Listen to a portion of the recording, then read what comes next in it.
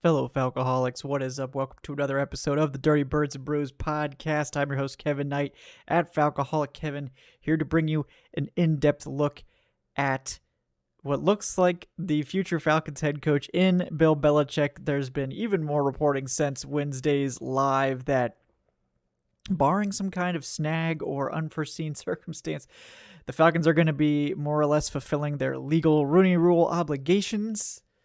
We'll see if they get into any trouble with that. And then hiring Bill Belichick. They're meeting throughout the day today. I'm recording this on Friday. It's likely to stretch into Saturday. There's reports that Belichick's staffers have already been reaching out about personnel and all this stuff. And this is all the type of things you hear when a hire is pretty much imminent. We did also just see the first hire actually made by the Raiders today. They brought back Antonio Pierce, so congrats to him. But we're going to get into this and really ask the question and dig deep as opposed to the speculation. Is Bill Belichick the right head coach for the Falcons? Does it really make sense? Does it make any sense at all? You guys know I'm against it, but we're going to take a look at both sides of the argument today, looking at why it could work out, why I'm not a fan of it, why I think it's wrought with danger, perhaps more than some of the other candidates we've talked about, and just sort of get into it a little bit. And break it down before it's actually announced, which, depending on when the Falcons check the boxes for these other hires, as crummy as that is, that we'll get this announcement probably next week. So let's dive into it. Before we do, I want to bring you a couple quick words from our sponsor. First of all, we've got betonline.ag. Folks, the NFL playoffs are ongoing. The divisional round is this weekend, and also the NBA season is in full swing. BetOnline's got you covered with all the up-to-the-second odds, news, and scores that you need. With additional odds, lines, trends, and info now available on both desktop and mobile, you can access the world's best wagering information anytime. So make sure to head to that website today, betonline.ag, to see all the updated odds. And again, no Falcons to bet on. I'm guessing the odds on Belichick coming to the Falcons are probably at a heavy minus at this point. So probably not much money to be made there, unfortunately. And I don't know if draft props are up yet. So I don't know what else I could recommend with regards to the Falcons. But probably Falcons going after a veteran quarterback is going to be higher up in terms of the likelihood of options to ponder. But no matter what you do, guys, remember to go to betonline.ag. Remember to use our promo code BELIEVE, that's BLEAV, to receive your 50% welcome bonus on your first deposit. BetOnline, where the game starts. Now let me bring you this week's prize picks. As we get into the divisional round, there's fewer players to choose from, so it makes it a little bit easier to pick which ones of these are my favorites. Last week, extremely close, unfortunately, missed it just by a hair. But this week, going back to the well with some of the ones that did work, which is I like the Detroit Tampa matchup, so we're going to hit that for two players. And also, Isaiah Pacheco has been one of the most reliable running backs in the NFL. Going up against a Buffalo run defense that does give up a fair amount of yards per carry. They're good, but not great on the ground. And Isaiah Pacheco is going to get all the carries. We've seen it. He's their workhorse back. 61.5 rushing yards, not a terribly difficult number for him to hit. He's hit it most weeks this season, especially with the added volume he's been getting lately. So we're going to go more than 61.5 rushing yards for Isaiah Pacheco with Kansas City. I imagine they're going to try to ground and pound it if they can, given their relative struggles in the passing game this year. And then in that Tampa Bay Detroit matchup, two guys I really like. Baker Mayfield going more than 260.5 passing yards. The only way the Bucs are going to be able to keep up in that game is to air it out, and Detroit's run defense has been pretty good. So they're probably going to have to throw the ball even more, and that's where Detroit's defense has been vulnerable.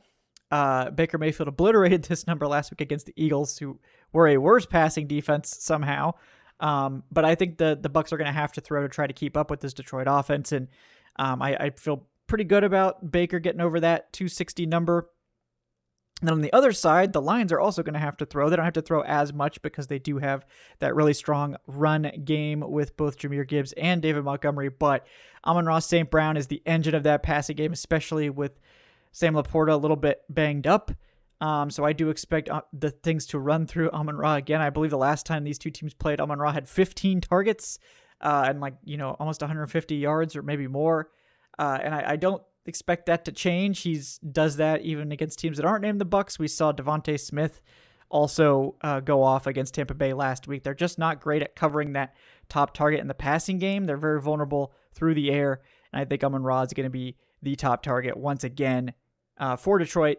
So we'll see about that one. Feel pretty good about this week. I hope it works out. And if you're joining up for the first time with the Prize Picks, make sure you sign up with our promo code DBB. For those that aren't aware of what Prize Picks is, it's daily fantasy where you pick 2 to 6 players, decide if they will go more or less than the Prize Picks projection. The more you pick, the more you can win, all the way up to 25 times your money if you go, I think, 6 players deep, which is pretty bold. But at Prize Picks, you're not competing against other players. It's just you versus the projections. Make sure to check out their generous promotion schedule, particularly on Tuesday and Friday. Keep your eyes open for that. It's also not just NFL. When the NFL wraps up, Prize Picks has projections on any sport that you watch: NBA, MLB, NHL, PGA. College football is over, but when that's going, they have that as well. Basketball, soccer, esports, whatever you want, they've got it. Within reason, I imagine. And the best thing is, it takes about 60 seconds to make your picks if you know which ones you want. And they offer fast withdrawals. It's super easy. And again, all first-time users that deposit and use our promo code DBB, you guys will get a 100% instant deposit match up to $100. That means if you throw in 100, Prize Picks will give you 100. If you throw in 50, Prize Picks will give you 50. Just make sure to use that promo code DBB. Helps us out. Let them know. Let's them know that we sent you there.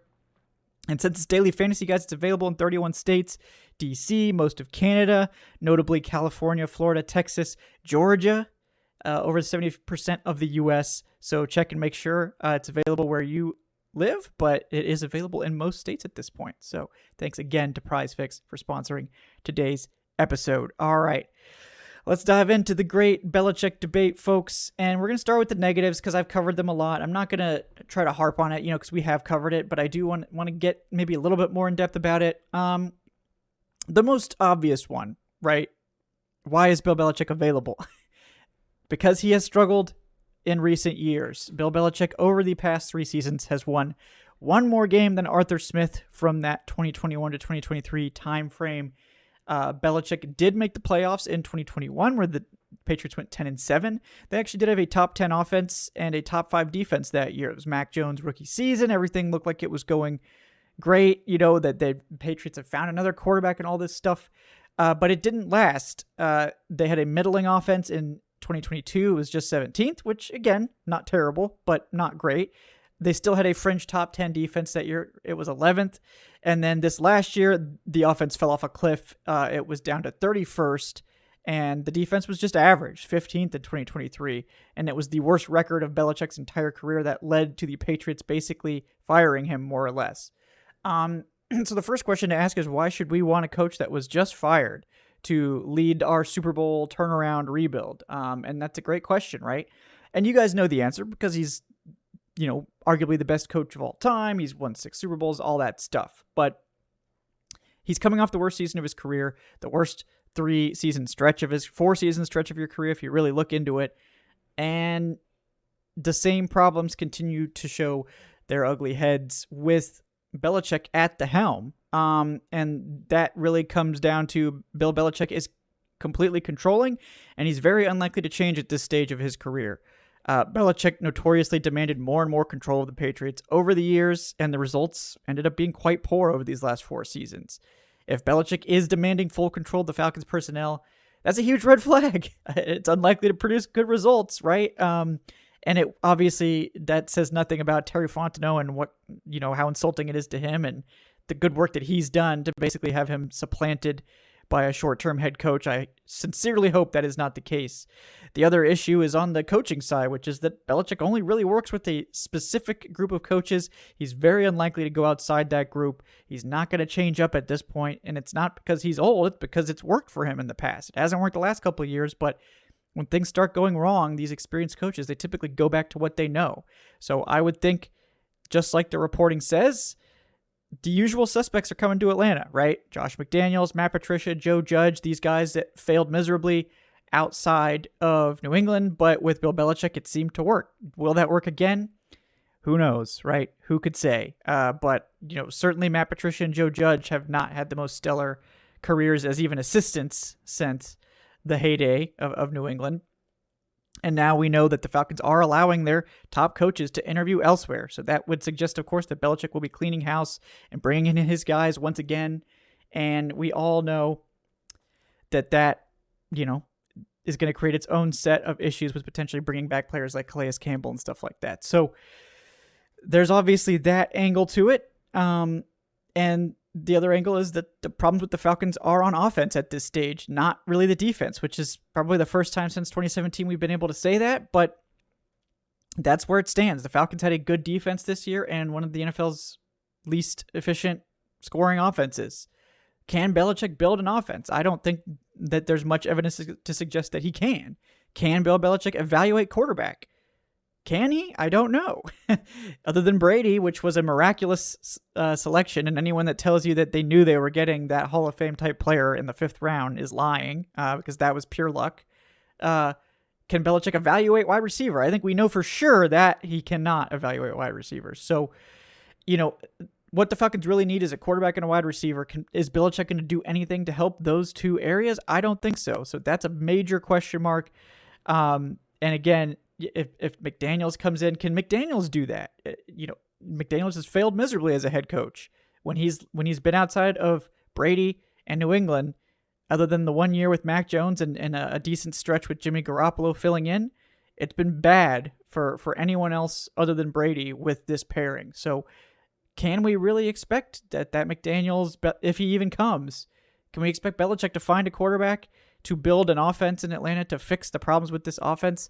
I think that is not something we should expect. So they need to have some kind of answer there if this is the plan. And then I think this is probably a lesser concern, just given what we're dealing with here. And I don't necessarily think trying to win a Super Bowl in the next 3 years is a terrible idea.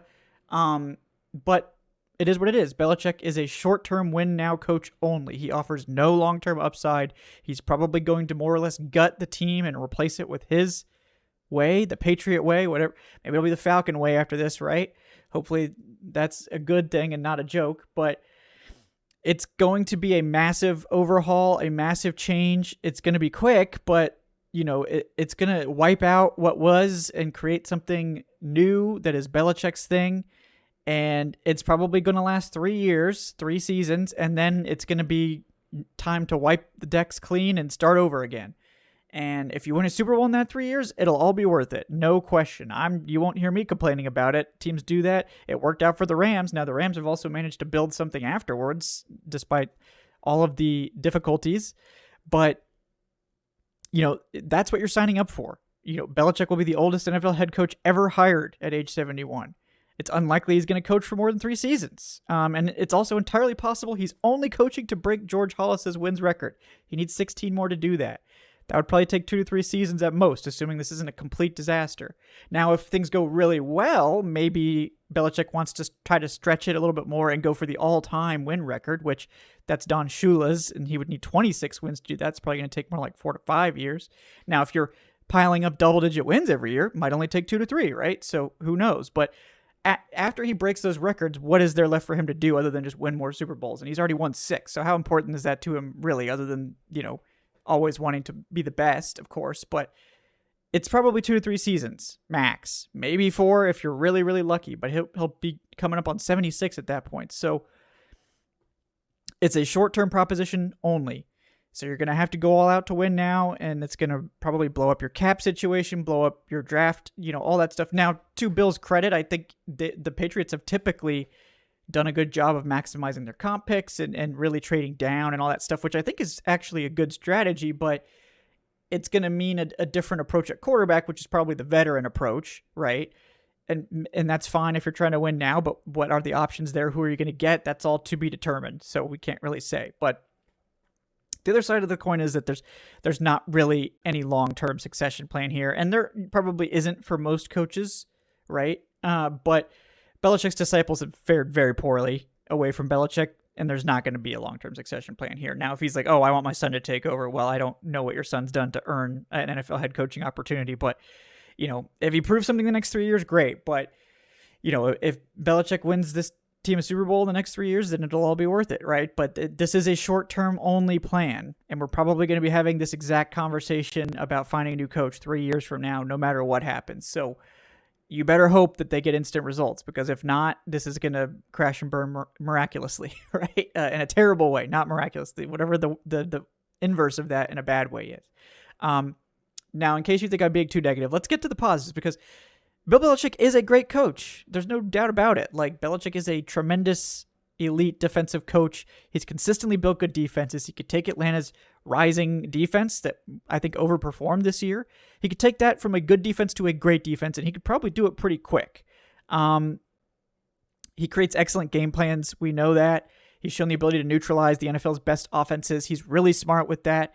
I think if he's got the personnel to do it, and we've seen that he doesn't necessarily have to have the best personnel either. He just needs to have the right personnel. He can shut down great offenses. He knows how to limit the team's best option, all that stuff. He's a great defensive coach. He's a great game day coach.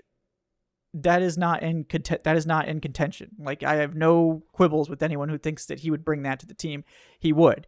And despite his issues drafting on offense, which are massive, he's drafted very well on defense. They've typically found contributors all throughout the draft consistently. And I think the defense would probably be one of the best in the NFL with Belichick here, and with them investing more in it, which is going to happen because Belichick likes to emphasize the defense. The other part of that is his experience, right? He is absolutely battle tested against pretty much every coach in the NFL and in the playoffs. It'd be pretty hard to find a more experienced and battle-tested NFL coach in the playoffs at this stage. I don't think you could.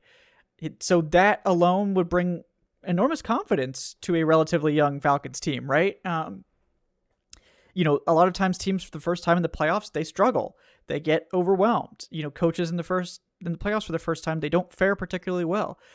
You probably wouldn't have to worry about that with Belichick. So that, again, lends credence to the win now approach. You probably wouldn't expect the Falcons to have those playoff struggles that a newer head coach would have because of Belichick's experience and knowledge of all of these opponents. So that would be a plus, obviously. And if McDaniels does come with Belichick, that pairing has worked historically. If those two are together, the last time that happened in 2021, it did work out, and McDaniels is available. And I think we all know he's probably going to come with Belichick to Atlanta. So if you get Belichick and McDaniels, the duo has produced good results and good defensive results too with Belichick at the helm. In 2021, the Patriots offense with Mac Jones was actually good. It was 6th. So, you've got that. Now, McDaniels has failed miserably as a head coach and pretty much everywhere else outside of New England. But again, and some coaches are just like this, it is possible he's just a good offensive coordinator and he works really well with Belichick, and those two just gel, and maybe that is the case. He wouldn't be the head coach in Atlanta. He would be the offensive coordinator. So there is that upside that, okay, we know he's bad outside of New England and bad as a head coach, but maybe with Belichick somewhere else as the offensive coordinator, he can just handle that, then it's fine. And that could be the case. That absolutely could be the case. The other part of it is that you could, I think, make a pretty clear argument that the Falcons roster and cap situation is set up for immediate success if you insert the right quarterback and wide receiver to finish the offense, right? The Falcons have plenty of cap space. They have a top 10 pick. They could easily create a bunch more cap space. They have 3 day 2 picks. We'll see if it's 2 seconds and a third or 2 thirds and a second. We're still TBD there. And they have a young, good core on both offense and defense. They've got the offensive line in place. I think they've got most of the secondary in place. They've got the interior defensive line pretty well set. Linebacker is pretty good, except aside from depth. Really on offense, you need a quarterback. Which is unfortunately the most important thing and the hardest thing to get right. But you need a quarterback and a wide receiver too. That's probably what's keeping you from competing there. And on defense, you need a top edge, maybe 2, and that's second safety, I think. And then you're really set on defense. So there is absolutely a case to be made that if you get the quarterback in here, and it doesn't even have to be an elite quarterback. It could be like a Russell Wilson that just gels with McDaniels or Kirk Cousins or, I have a hard time thinking they go for Justin Fields, but They're probably going the veteran route. It's probably going to be Wilson, Cousins, something like that. You get that guy in here and you get the wide receiver too, either through free agency or the draft. Maybe you add a top edge in free agency, or you draft one at 8 or whatever. You get a safety. Kyle Duggar's a free agent. Maybe he comes over from New England to add to Jesse Bates. You hit on that quarterback. You hit on the 2024 draft. You could get immediate good results here if you fix those two things and McDaniels brings a competent offensive scheme to Atlanta. And the division's ripe for the taking. We all know that. The Bucs are not that great. I mean, they're definitely overperforming. Props to Mayfield and props to Dave Canales, for building out that offense as quickly as he did. They're definitely overperforming and big props there. But that team is extremely vulnerable defensively. And we know with Baker Mayfield, it could just fall apart at any time. They just don't strike fear into anyone. And that's part of the reason I think Belichick is so eager to come here, because the Bucs are very, beatable. The Saints are drowning under their cap issues. They just committed long-term to Derek Carr, and whether they decide to start him or not, they're going to be dealing with that contract for at least a few more years, and it's just going to hamstring their ability to build out the rest of that team. So the division's ripe for the taking. You've got the roster and cap situation set up where if you drop in the right pieces, you could immediately hit the ground running and win 10-plus games next year without too much issue. But the issue is all the negatives, right? Can you trust Belichick to build an offense? Can you trust Belichick to get the quarterback right? Can they actually nail this draft? Are they going to be able to do those critical things to get this team to the win now stage? And we don't know the answer to that. I am very skeptical of Bill Belichick's ability to fix the offense. That is my biggest issue with Belichick. I have no problem with his defensive coaching. I love his experience. I love that he'll bring that battle-tested winning attitude to Atlanta that has worked for him pretty much everywhere he's, pretty much his entire career in New England, that they established that culture. And, a lot of players don't like it, but the ones that do, they really seem to buy into it. It has created a lot of winning seasons, a lot of playoff and Super Bowl success, but they had the quarterback.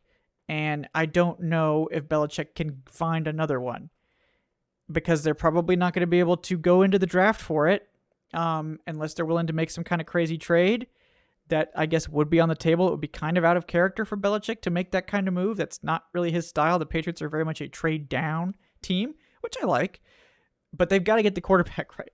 So more than anything, they just have to get the quarterback right. But if you do get the quarterback and the offense set up to at least be like average, Belichick could create an elite defense in Atlanta, and that could be the ticket to them being a playoff contender in the NFC immediately. Will it be enough to get past, San Francisco and the Lions? The Cowboys probably, right? But, I don't know. But could it be enough to immediately get them into the playoffs next year if they get the quarterback right and Belichick makes this defense elite? Yeah, probably. It's just a question of, can Bill do that? Is he the right guy to do that? And we don't know the answer to that. But I know fans have strong feelings about Bill Belichick personally. I know I do. I'm trying to sort of put those to the side just because that's not really that important, honestly, like in the spectrum of analyzing a coaching hire, like the fact that he beat up the Falcons in the Super Bowl. I mean, I don't personally like him for that, but, it doesn't really matter. It doesn't move the needle for me in terms of me thinking if he is a good coach or not. I realize it's kind of an odd move for the Falcons fan base, but I don't think that you should be making hires based on what fans want.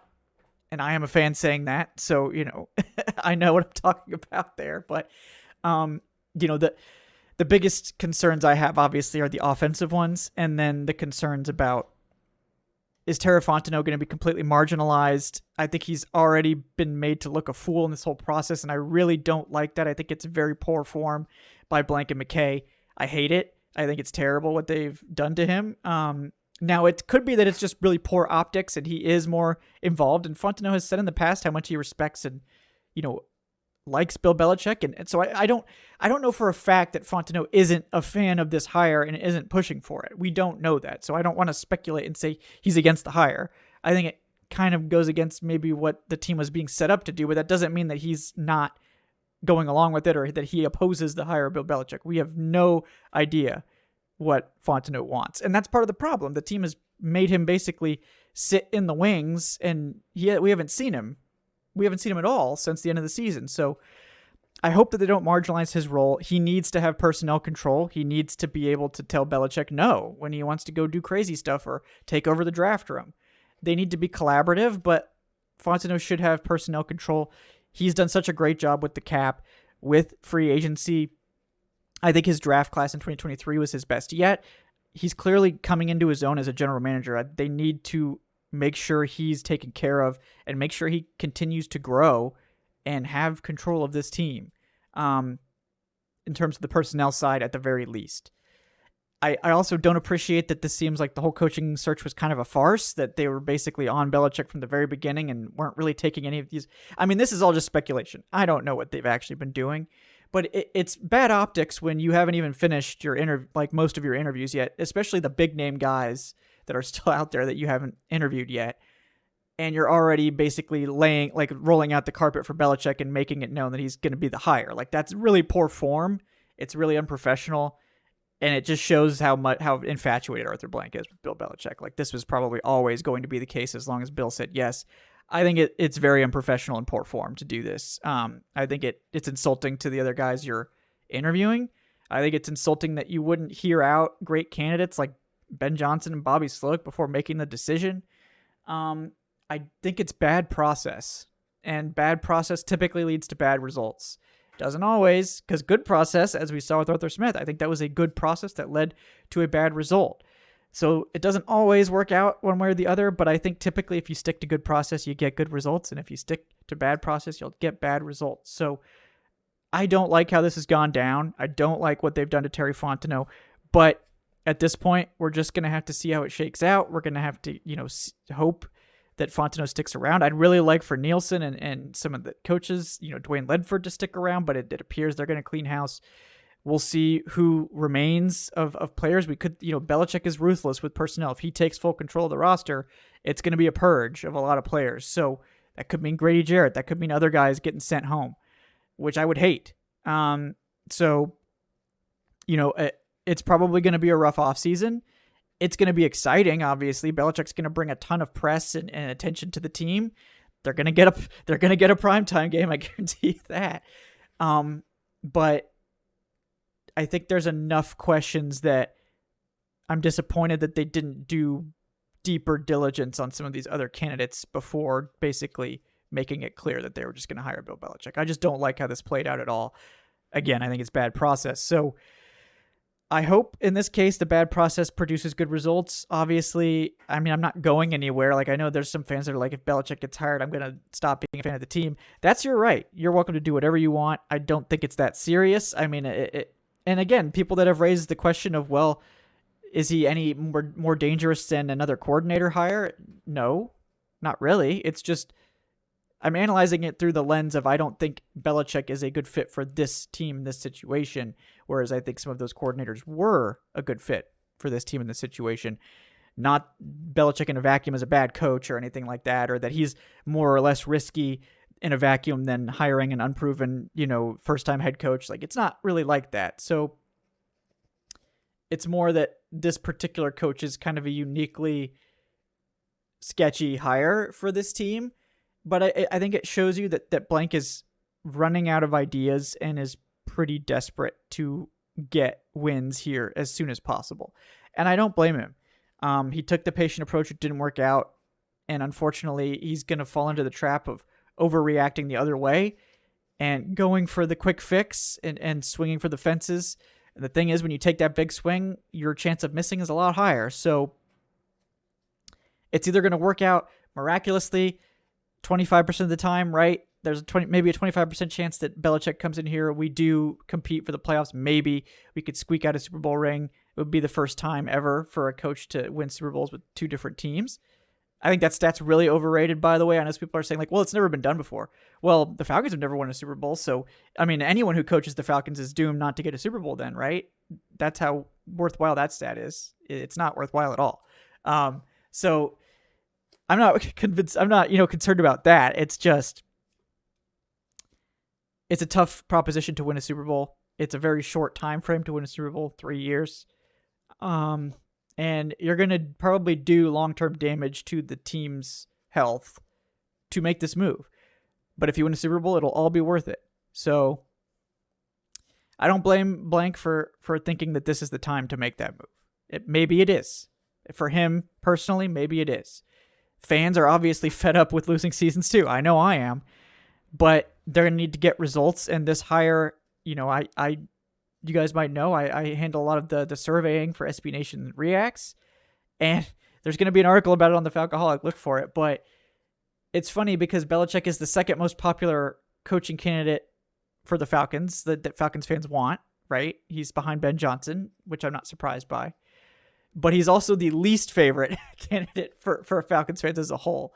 I think almost 50% of Falcons fans don't want him. So he's the most hated candidate and the second most wanted, which I think shows you sort of the dichotomy of Falcons fans here. Because it's a bold choice. It's one that I think rubs fans the wrong way because of the history and all that. But ultimately, all that's going to matter is wins. Does Belichick come in and produce wins right away? Because he has to.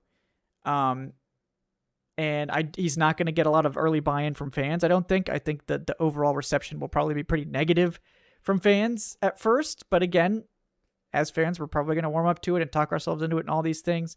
So I at least hope that this sort of analytical look at it, the sort of details, give you some context for why it could work out. If you're on the ledge, maybe it's going to convince you to step off the ledge a little bit, because I think there is a path to success here. And if you're really high on the Belichick hire, I hope this has maybe tempered your thoughts a little bit on it, that there are a lot of red flags and points of contention with his hire that should be thought about and analyzed. And I hope to God that the Falcons brass are thinking about these things. But ultimately, it's up to Belichick and this new staff he's going to assemble, new staff, old staff, whatever, to get it done. And I hope that they do, for all of our sakes, because if it doesn't work out, it's probably going to be extremely miserable with Belichick at the helm. So hoping for the best there. But guys, thank you so much for tuning in. I hope this helped you out with some good info about this coaching hire. If you haven't yet, please like and subscribe. For watching us on YouTube, if you're listening to the podcast, leave that 5-star review on your podcast platform of choice. We're currently running our Senior Bowl fundraiser, so if you're interested in donating to that, you could do so at the Streamlabs link in the show description. There's also, if you're interested in donating through Venmo, like if that's easier for you, I think they took it off my Twitter, so I'll have to find some other way to get it to you guys. But I appreciate it. I know that a couple people have reached out about that, so I will figure out how to get that in your guys' hands. And then if you're interested in supporting the show otherwise, we're going to have some cool exclusive content this off season. We'll probably have an exclusive Senior Bowl Q&A for the channel members and the patrons. We'll probably have multiple live mock drafts, at least one controlled by the channel members and patrons. You can sign up if you're more of a video viewer on YouTube for the channel memberships there. And if you're a podcast listener, sign up on the Patreon. It's patreon.com/Falcoholic Live. So thank you guys so much for tuning in. Thanks to Prize Picks and BetOnline for sponsoring today's episode. I'm Kevin. I have Falcoholic Kevin. We will see you next week. I will have a mock draft coming before the Senior Bowl, and then one after, and then some Senior Bowl content, and probably we'll do, of course, an emergency show when Belichick gets hired here. But thank you guys for hanging out. Thank you for watching. We'll see you next time on Dirty Birds and Brews. Until then, have a great day, folks.